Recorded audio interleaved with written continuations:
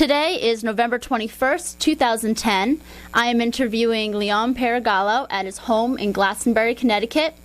Also present for this interview is Therese DeLucia, who is handling the camera, and Leon's wife, Fran. I am here on behalf of Central Connecticut State University's Veteran History Project. Leon was a prisoner of war during World War II, and he was part of the U.S. 8th Air Force that flew out of England. Yeah.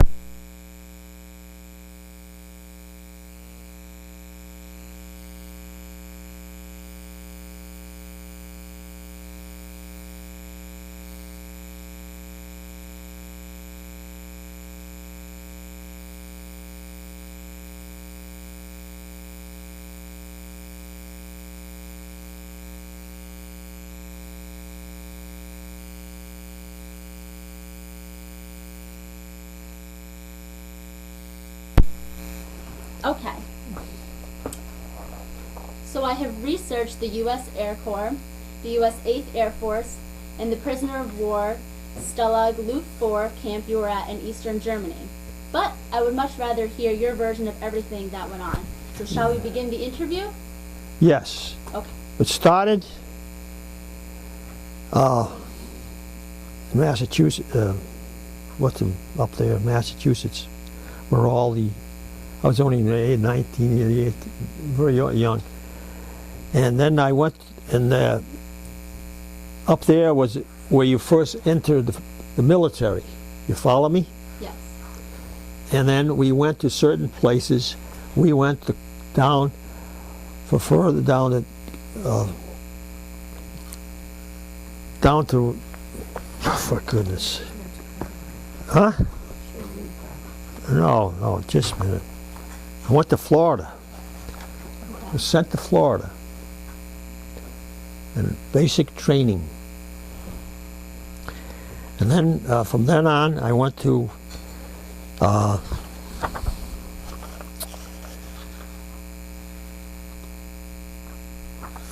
I didn't even have it. I went up to, I went to have the radio school up in right here. You have to bear with me, I'm sorry. That's fine. Okay. Sent to Truax Field. From then on, we went to sent to Truax Field in Madison, Wisconsin. You have this if you want it. Yes. In Madison, Wisconsin, for classification and so forth. At that time, for pilot, navigator, and bombardier, to have at least 2 years of college to qualify. So to become an officer, we had to go qualify 2 years of college. You just do it in a short time so we could become an officer. Okay, so in March 1943, I was sent to a cadet college training detachment in Jamestown College in Jamestown, North Dakota. That's to get to college. It was a college. For me to become an officer as an enlistment, I had to go to college. Got it? Which I did. Went through nice, okay. Sent to college training and detached in Jamestown College, North Dakota. We then went to Santa Ana, California, Air Force Base for classification to be a pilot. From then on, I was going to be a pilot. I was going to go to take courses to be a pilot. College training. Okay. Oh, now listen.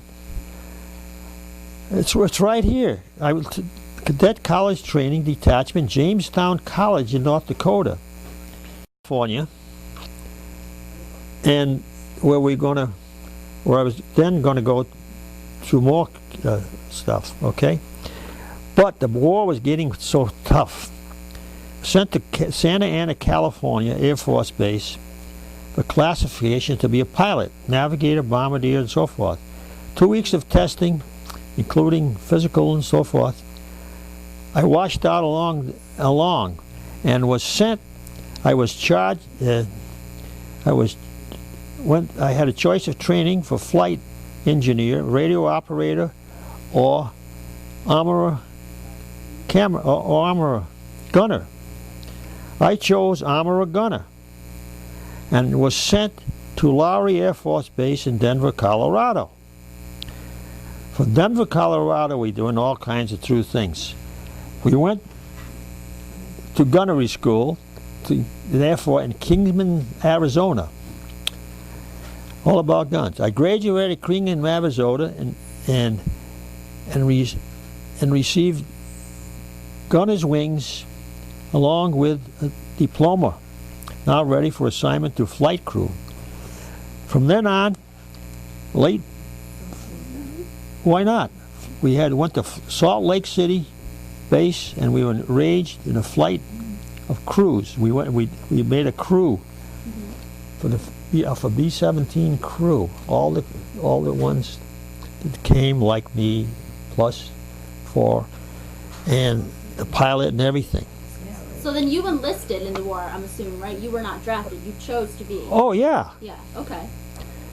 And this is the way. Well, you should take this with you. Yeah, I'm going to. Okay. And from Gander, Newfoundland, about 4 o'clock in the morning, cold and snow, we flew across the Atlantic, landed in Belfast, Ireland. Okay. I skipped a couple of places. We got in Bascall Island. We got off the plane. Everybody came running to us. The Americans have invaded the enemy. Okay, right here. Okay, Belfast Island, America. Stayed in British Army Air Force Base, and I'll just skip that, and then I went in.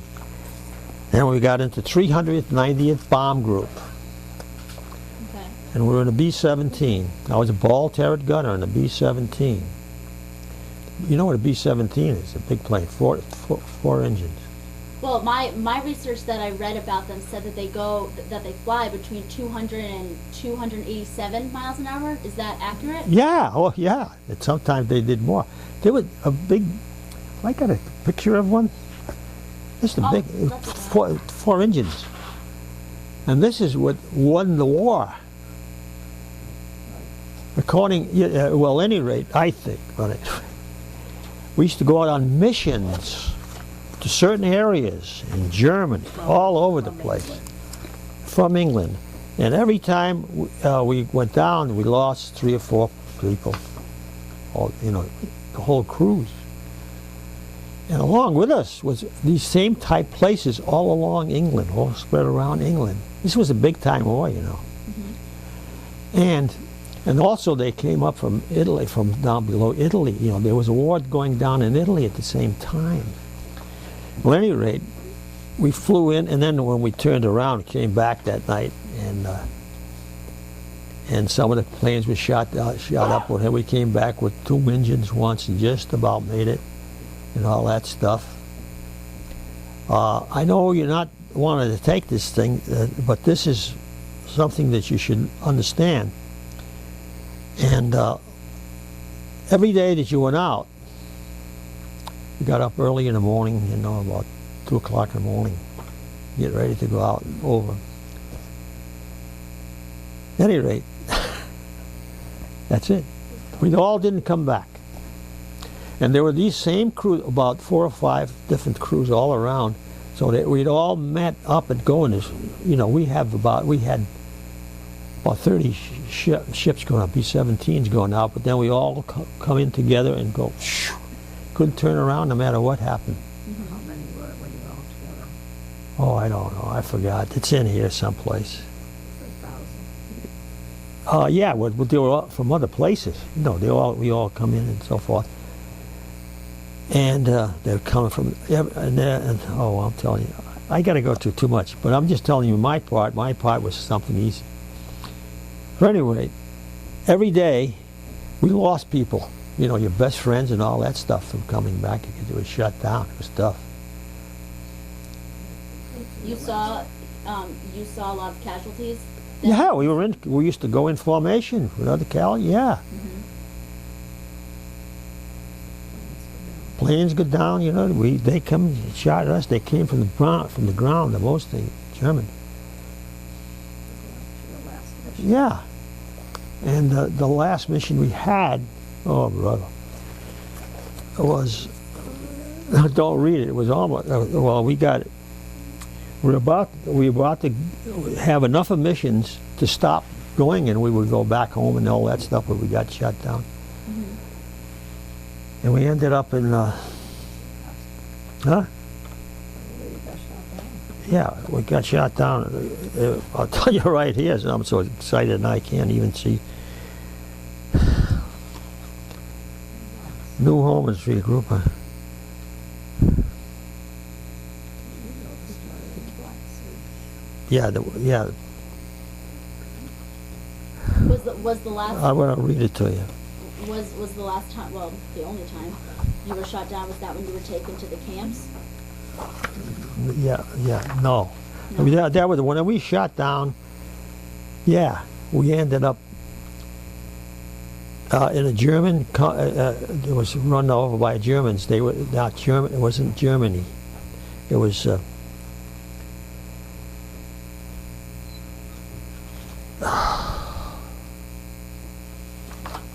Black Sea.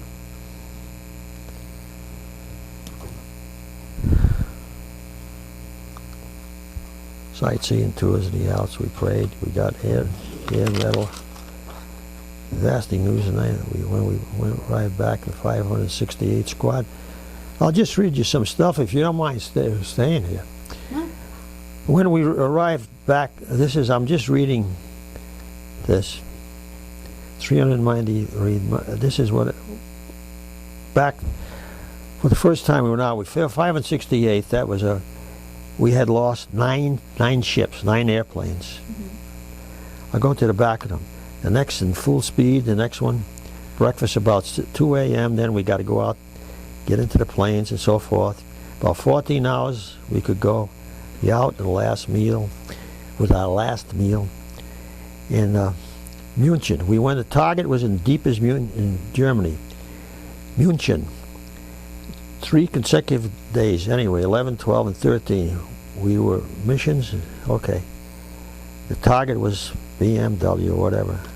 Long time to be made in the ball turrets. Okay, on the way to the target, we did see some enemy fighters. We dropped bombs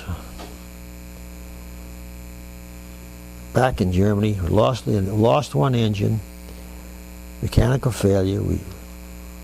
We couldn't keep up with the group. We were alone and railroaders, and I'm skipping places. As we retreated to northern Germany, we met a P-51 fighter who escorted us back to the North Sea. Personally, I was never happier in my life. During the night, the engine in the Angel was repaired. The next day, I'm sorry I have to do this, but I can't just remember all things. Your last mission. Wait a minute, Franny.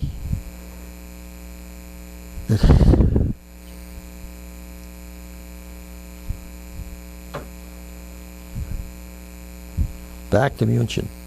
Here's where we go.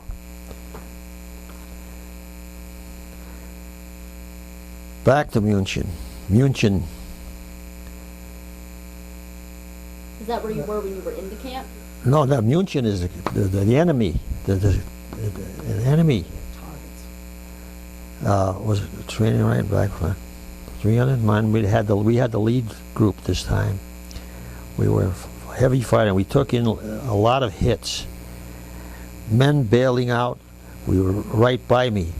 We were ships on fire, ships exploding, and ships paddling down like that. A few statistics. Each day, over 1,000 aircraft went over, and what does I get to say? I think it's 700 men we lost. Of course, this was average of 66 aircraft were lost. Big time, I'm telling you. Each day, 42 tons of bombs, whatever. I can't help it. If I want, I got to give her what I want. Unless she takes this. Okay.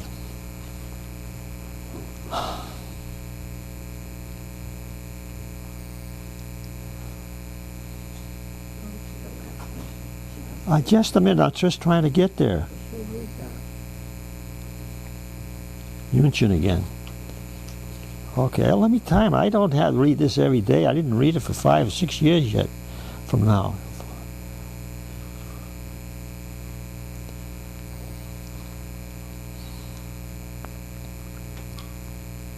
Okay.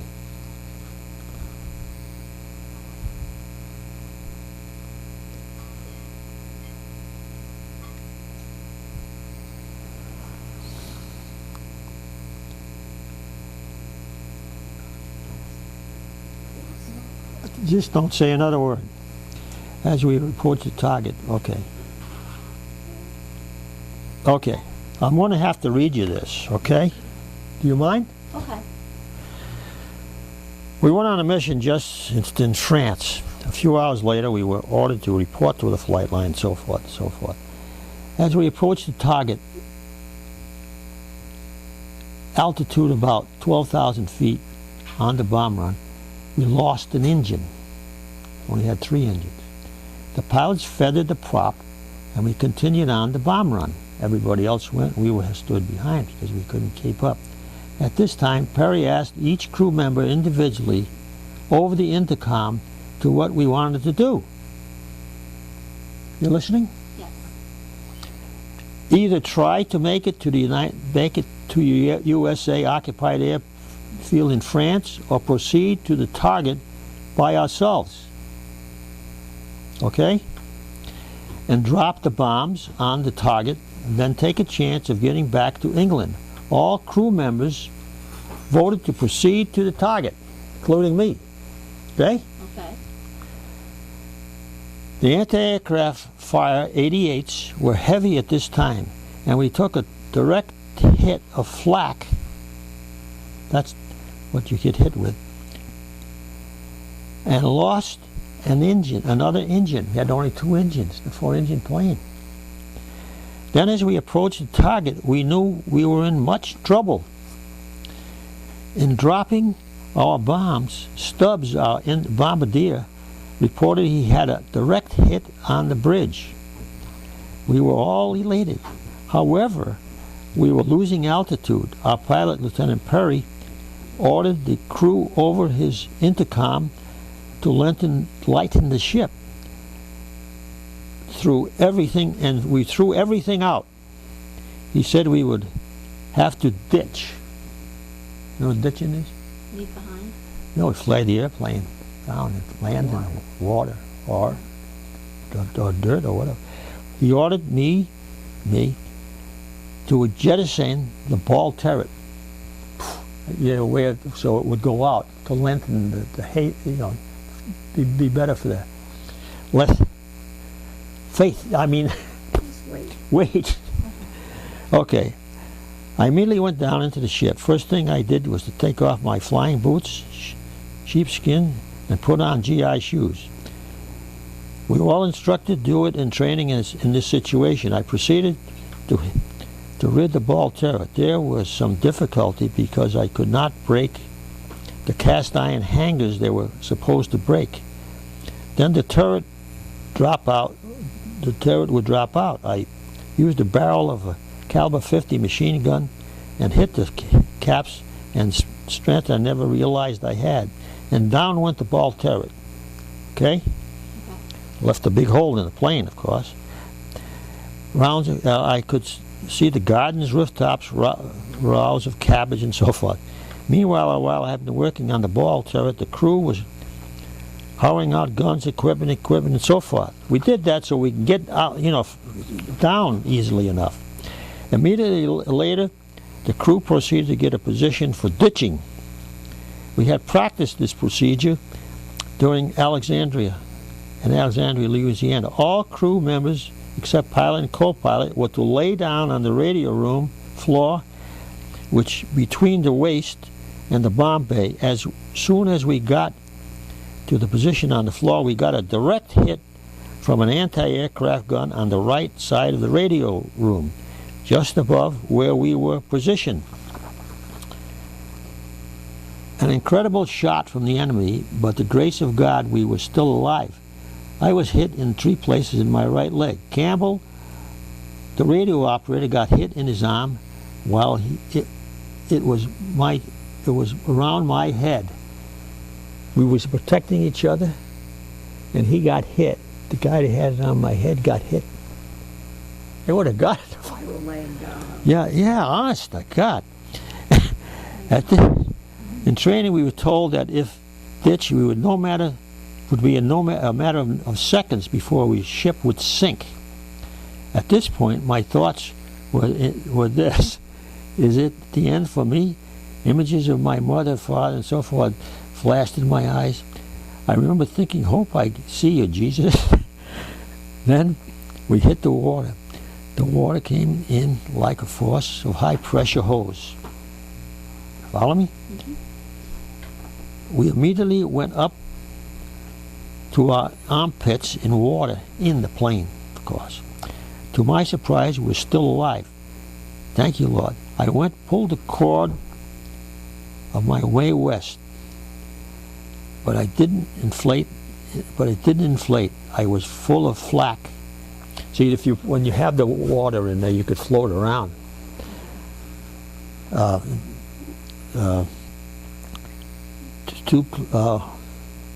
took whatever. The escape hatch on the top we opened.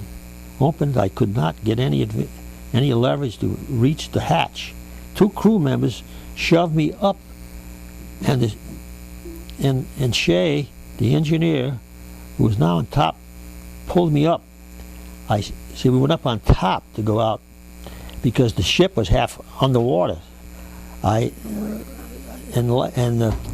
We piled up in the 5 in one, 4 in another. The ship was still afloat, and one engine was still running. As we floated away, 50 yards, angel in disguise turned up and went down, nose down. But we all got out in these little rafts that I was talking about. I skipped some stuff in here. Yeah, well, all right. I don't know. You got to wait. I thank the Lord. 9 crew members are still alive. Very unusual. It was unusual. I talked about my mother. There was small first aid kit, and my leg was really hurt and all that. We ripped off my right pant leg and tied it up around, and the tourniquet and so forth. So we rafted in the North Sea. Pilot Clay, Sproul, and so forth. The Angel in the water. And the afternoon, about 5 miles from the coast, we headed out to sea, hopefully to England, which we're about 40 miles away. I'm sorry I have to do this, but doesn't it sound good? Yeah, no, you sound fine. You're getting all the details. At detail, the next day, I haven't done this for years. Out of the side of land, we had a rough night, and the sea was rough, but we were all state of shock. 24 hours later, since we had ditched we saw a boat on the horizon coming toward us. There, 2 Dutch Russia boats came to our rafts. A couple of their crew members pulled us into their boat. They were Dutch fishermen Dutch were neutral. They were wearing wooden shoes. I can clear. No, they all wear wooden shoes. Our entire crew back on deck with the jerrys, pointing to their guns at us. Okay. I'm speaking a lot. We hesitated, then one jerry shot a machine gun burst over our heads. How do you like that? That does not sound good at all. And that's what we hesitated, and a machine gun, right? Oh, I'm telling you. We all moved fast. We all moved fast in their boat, which was lower than the fishing boat. I landed on deck and on my side. It hurt. Okay, we were now POWs in Deutschland, prisoners of war in Germany. I can go on longer, but I won't. Any rate. Well, I mean, all the research I did explained the camps, and it sounded honestly horrific. So. All right. Well, at any rate, it goes on and on. If you take this, you can see what more you want. If you want to take it, March. you got it. Yeah, your camp descriptions I came across said that it was divided into sections, and they had separate huts that held around 200 men, sometimes more, and that there was barbed wire surrounding the entire fence with men and dogs outside to keep you in there. Is that an accurate description? How can you better describe it to me? Well, this is I'm talking about what happened before that, man, and where we were captured, and we went to two different places, and we had a firing squad in another place. Well, we had all the Germans interrogated us, and if we don't want, they tell you, if you don't tell you what we want to know, we will kill you. Right there on the spot. Yeah, we were out. I'm out there, hanging, and they wanted us to tell us everything about. I can tell you here, but it's in here, I think, and they were tough. I'm telling you, they would have their guns right on you. You tell us what I want you to. That's incredibly scary. They were big. They were acting the same, but not in all cases. A lot of our guys were done it the same way. Yep. They took them out, lined them up, and then they were going to do that to us too. Mm-hmm. But somebody ran out and said, "Halt! Halt! Halt!" They all had to get inside. It was a big bluff. Yep. But at any rate, I thought that was another one. That's the firing squad. I was going to tell you about that. Okay, they made us line up against the wall in the courtyard. I thought we were going again. I'm dead. As we faced the firing squad, an airman next to me says, "What are we going to do now?" I said, "Pray." And we did. The firing squad aimed at us, guns cocked, an officer giving all the commands, the German officer giving all the commands to shoot. And then suddenly an officer running out of the building yelling, "Halt! Halt!" See, it was a big joke. See, we could have gone and say, we'll tell you. No. Mm-hmm. Halt! Halt! Then they hurried us back into a truck, and off we went. Analyzing the scene, I believe we were all it was all a hoax. Also, the lieutenant fighter pilot was probably a German in good disguise, a good actor. He happened to come along with us with our group. He was a German plant, just to get all that. He come on and talk to us, and all that stuff. I was up now, blah blah, and he'd tell you, he'd ask you all kinds of questions, where you were and all that stuff. He was spoke like an American and everything. Yeah. His uniform did not authentic me. However, in firing squad, he looked real to me. He thought he was the end of my okay. At any rate, so it went on like that. Shit.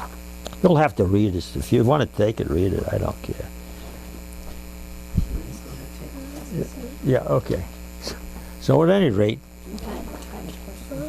okay, what kind, okay. To find out if they were plants. They would discuss baseball. Yeah. So he would act all buddy with Yeah, you, trying to get in. Yeah. Yeah. They'd ask him questions about. But there's certain about some there. But at the time, how were you supposed to tell? No, they were in there. Well, at any rate, they can feed. If you're going to take this or not. Yes. Well, then you can go on and do it. I just want to tell you what it's all about. Trains that you travel. So when you were at the camp, Well, no, you didn't go. I didn't go to the camp yet. okay, Not No. yet. You did though. I did. yeah, well, okay. We got in the camp, big place, and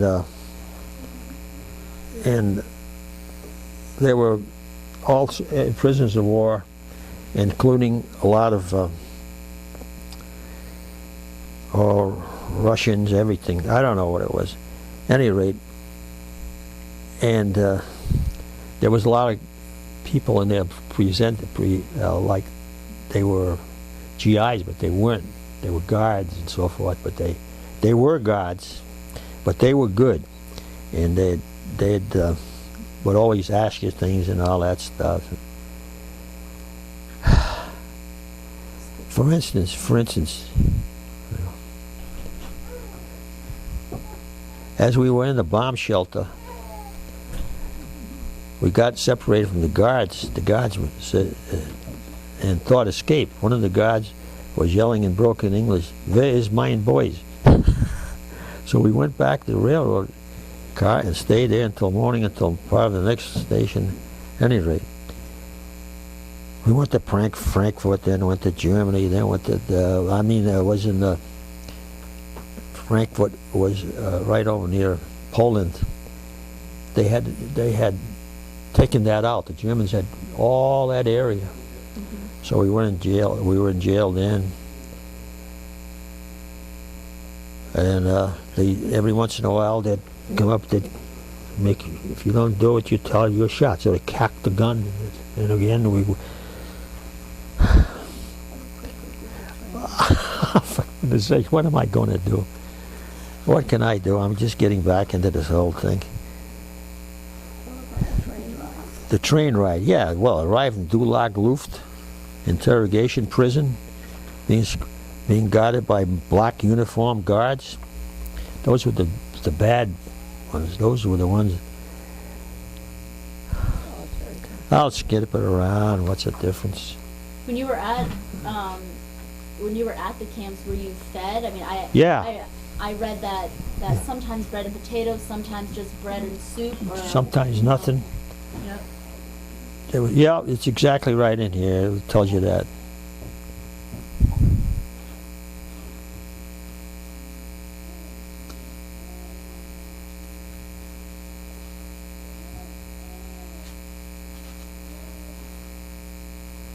I laid down most of the time in the shell, hadn't washed in over a week. I still had my blood fatigues.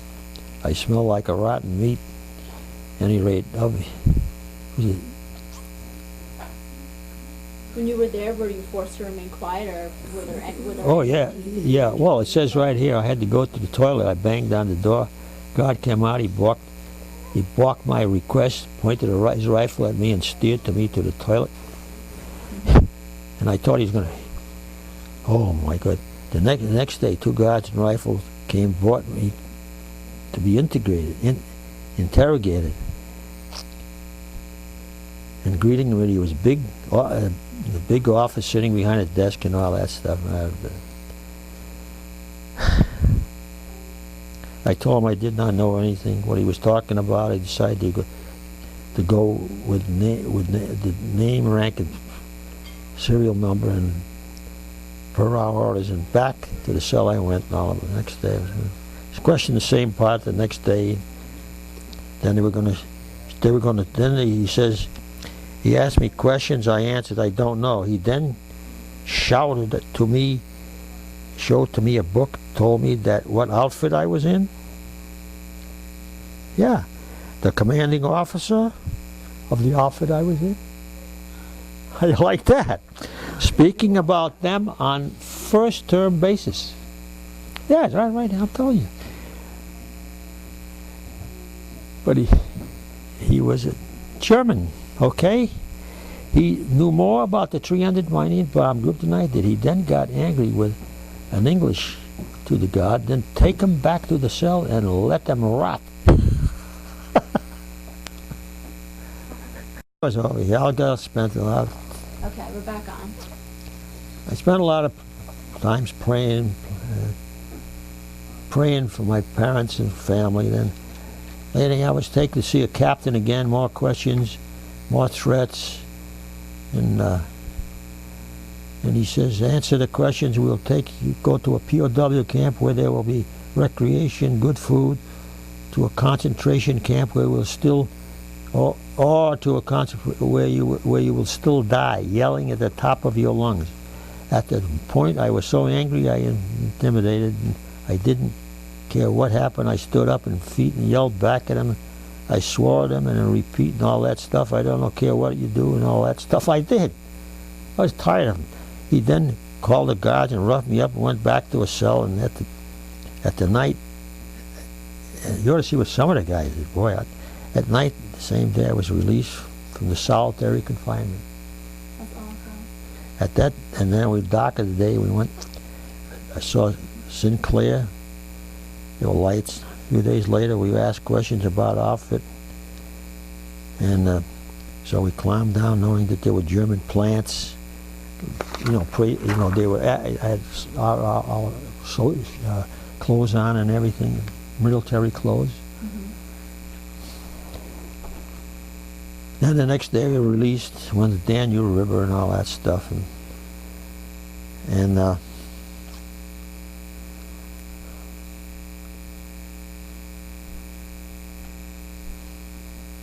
we got to a camp.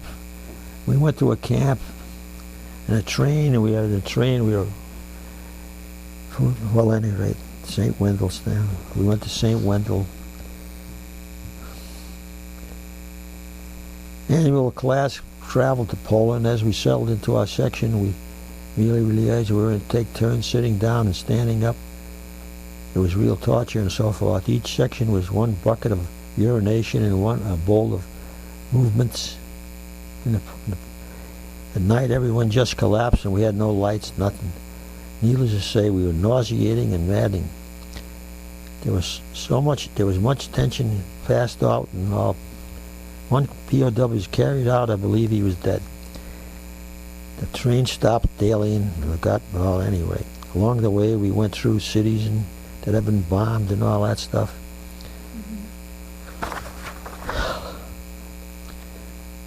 I vowed to God I will not try to get in that low mental condition. I pray not. Because then I know God pulled me through.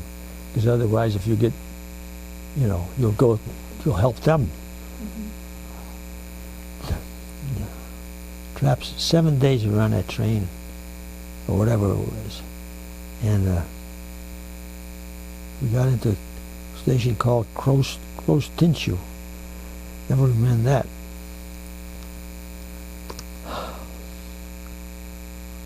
We were greeted by black uniformed SS troops, being real nasty, waving guns at us, dogs barking at us. Dogs barking. We were immediately told to run, but we could hardly walk. They've never taken a step for a week. The scene was not good, and so forth and so on. We did on a 3-mile trip. We entered the gate in Stalag Luft 4. That was we were to be in prison. We were roughed up, almost 7-foot-tall German soldier with a called Big Stoop. His job was to yell, insult, push us around, and especially rush on the Jewish GIs in our group. And that's the truth. I was really appalled and astonished by this action against our Jewish airmen. I'm telling you, each of the POWs were interrogated by Luftwaffe staff, and I'll skip all that stuff. We were hungry, and so forth and so forth. And new address, Lager C, Stalag Luft 4. We had to go in formations to whatever we got. Then our combo was Kaz Raychek, you know him, Franny. Colorado, and Clovis Kennedy of Louisiana. 3 guys. We had to get the 3 so we could help each other. Oh, I was signed to barracks and all that stuff. And, Were you forced to do labor, or was it just just keeping you in a certain area? Was there main? a certain area, and we did some labor, but in only the guys below, depending on how low the guys were, they did the work. But it's mostly the work was done by slaves that they had gotten from the next state over. They went and got them. What was the next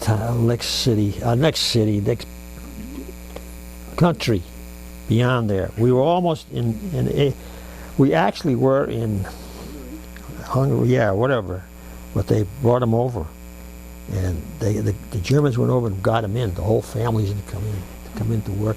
They had to work in the farms and everything for them. Because at any rate. So even when you were in these huts, there was no warmth, no insulation. So you were constantly in the cold. Yeah. There was a stove at the end. In the middle, they had a stove. They had one stove for all the people. But they did that. The Germans rationed the cold as to what exceeded to 40 degrees temperature. 40 degrees. So he kept clothes on night and day. The food supplied by the juries was one seventh of a loaf of bread every other day. That's what we ate. 1/7. That'd be a seventh. And you know who did it? We did. We used to take turns doing that. And you had the bread up, and each guy had a turn to slice the bread. If you made a mistake, some guys wouldn't have anything to eat. Right. And everybody used to be mad with each other. All this stuff. They did things like that so we'd be mad. At each other, right. We did not a lot. There's a lot Germans want. That's what the Germans wanted. They didn't. They did a lot of similar things to make everyone frustrated and on edge. We had Red Cross parcels coming in too, and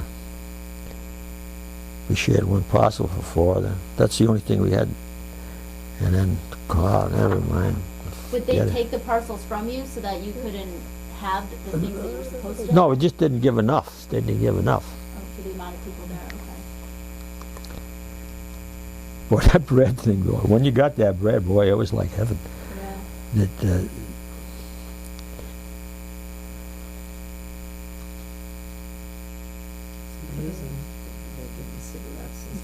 Well, they have the greatest food value to our body on Red Cross. I remember they gave us some jam and stuff like that once in a while. But you had to give it. 5 or 6 guys have to give it a certain amount, and you just have to take enough amount because if you could go out, the other guy wouldn't eat and all that stuff.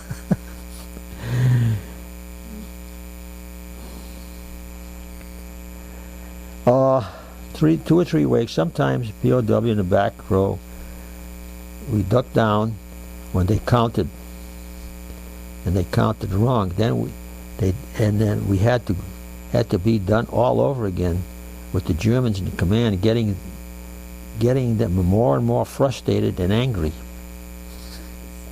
Can you imagine? What they something for this? I can imagine. Ducking down. And then they don't, all in considering a situation under the lack of food, not knowing what was going on at home, tensions. Oh boy. Well, at any rate, it's you can read it. I know. Okay. Is there anything else you want to cover for the camps, or do you want to? Yeah. Well, I'm looking here. Okay. Yeah. American airmen were called Terrorfliegers. That's terror flyers. That's German, Terrorfliegers. Gangsters and killers, they called us. Criminals recruited to kill children and children. That's what they said that we were here for. Can you imagine that? Okay, I'll go. By the beginning of the first week of February, suddenly we began more food. There was lots of dizziness and weakness, lot lie down, take a walk or something. Forced march. Then we went on a forced march. Were you told up front how long those marches were going to be? Yeah, no, it was in the winter, and I'm there now. And it's almost over anyway. We were actually headed to Lago Sea over the end. As we were going out, as we stood formation, the guards yelling at us to rank and continue while the barracks were being searched. Kriegers, POWs, having a sense of humor in the process of all bay.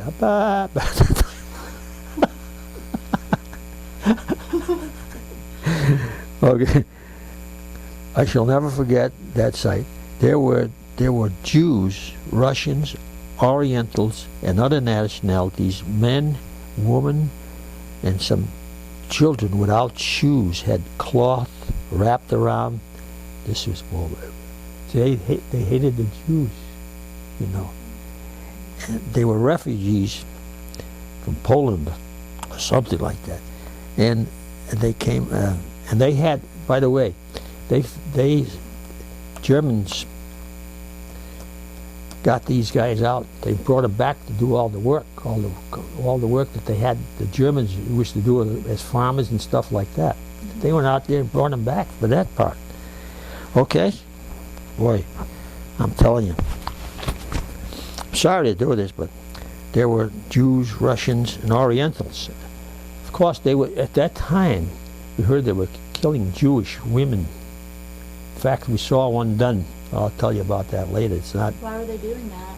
Just because? Yeah, because the Jews had all the money in Germany. They were the ones who would carry it before that. They have. I'll tell you one. When we first got there, we all was we got up into Germany, and we. Oh, it was awful. And we're all limping and everything. We saw all the people walking there. The guys were walking on the road instead of the sidewalk. You want to know what they were? They were Jews. They weren't allowed to walk on the sidewalks. But they did all the work. They used to clean the streets and do all that stuff. But the Jewish women, they had a big truck. I mean, not the women. The Germans had a big truck, and they put them in the truck, slice them in, standing up in the truck. All the Jewish women, because they hated the Jews, Germans, because the Jews had all the money for that country. At any rate, I'm not kidding you, and they shoved them in those big trucks, and off they went. They went off to where we were going to go after we got captured too, but that was awful. They were put in small homes, they left very little eating, and it was often a lot of them died, and almost after a short while they all died. The women, can you imagine that? Did you ever hear that? I knew the horrors what they did to women, but I've never Yeah. heard it All right. like that. So we did feel like. So yeah, being a sense for you, having a sense of humor in process, we all band ba. There were Russian Orientals and other nationalities, and men and women, some without shoes, cold wrapped around their feet. All right, finally got going, and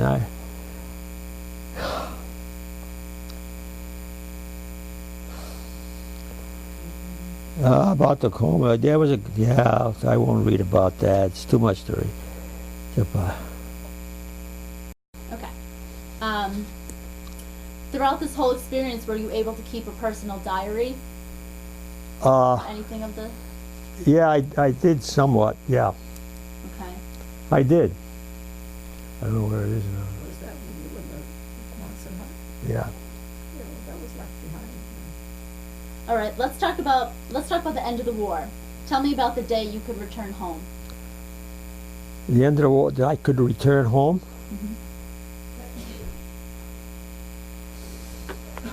I don't know. When I was allowed to return home. Correct. Well, it should be right in here. You know, with the motor problem. Captain Werner. Back home to Glastonbury. Here it is. Just a minute. I got all this stuff here. If you want to take this, you can take it. Yeah, I'm absolutely going to take it. Back home.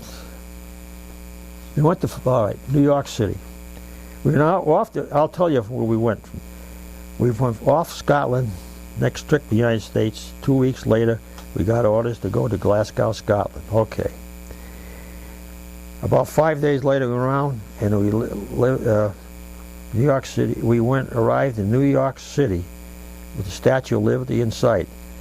20,000, you got that? 20,000 GIs, happy and yelling. I was one of them. Surely a great happiness event. Hard to believe we were finally here. And what ship you on? Oh yeah, the Queen Mary, the big one. I was on the bottom. Took 4 hours before we got off. Then on the trucks we take Kearney, New Jersey. We ate like gluttons and was served in chow by the enemy. The enemy was were the guys making the food, you know, and they were serving us. They were prisoners of war of the United States. Honest to God, I could have war. Oh my gosh. What an insult. I know. Okay, not only that, but when they went out to the Midwest, you know, the prisoners of war of German that went out west, they used to go out west and they used to work on farms, and they actually took them in. Some of them made their wives of them. They had parties with the American wives, with the wives. They had wives there. They got married there. The Germans, and they were supposed to be prisoners. Right. But they were working on their farms. Fort Devens, back to where I started a few days later. Wait a minute now. Took off hours and went to Keene to New Jersey, and then after 2 days in Kearney, we went by train to Fort Devens for some uniforms. Couldn't believe it. I wondered what had happened to the Germans. If the Germans won the war, we would be POWs here. Right. I know. Come home to Boston. Because they had prisoners of war taken care of. Well, What about any relationships that you made while in the service? Do you keep in contact oh yeah, with them? oh yeah, Yeah. yeah. I mentioned one of them. You know, from California, Kaz Raychek. He was right with us. So I was right with him all the time. Oh man, you had to have partners, because otherwise, to push each other along and all that stuff. And Okay. Are you in any veterans organizations? no, No. Okay. yeah, well, POW. That's okay. Well, I was awarded the Purple Heart and all that stuff. And back home in the United States, 30-day leave of absence, late leave, I mean. End of the war. Discharge in Macon, Georgia. Give me a touch. Take it easy. Jim, come here. What other awards were you given? They're right here someplace. Oh, on the plaque. Yep. Yeah, at any rate, I don't know. I don't even bother with that stuff anymore. Any rate, tells